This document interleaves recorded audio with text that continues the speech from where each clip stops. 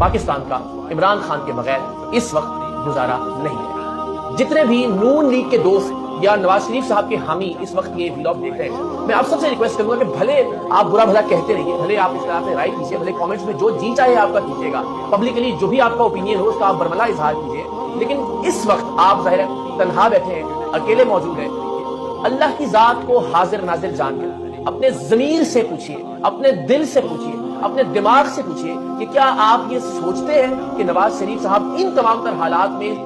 2/3 majority تو ہے، بھول جائیے، کوئی بھی اس کا دعویٰ بھی نہیں کر رہا نون لیگ میں، سادہ اکثریت حاصل کر سکتے ہیں؟ اپنے دل سے پوچھیے، خدا کی ذات کو گواہ بنا کے۔ میں پھر کہوں گا کہ پبلکلی آپ بھلے جو مرضی کہیے، اس ویلاگ کے نیچے بھی بھلے آپ برا بھلا کہیے گا، گالیاں دیجیے گا، اختلاف کیجیے گا، لیکن ذرا اپنے دل سے پوچھیے کہ کیا اس وقت نون لیگ اس پوزیشن میں ہے کہ وہ سادہ اکثریت حاصل کر سکے؟ اور یہ منطقی اعتبار سے اپنے آپ سے سوال کیجیے کہ نون لیگ نے کیا ڈیلیور کیا۔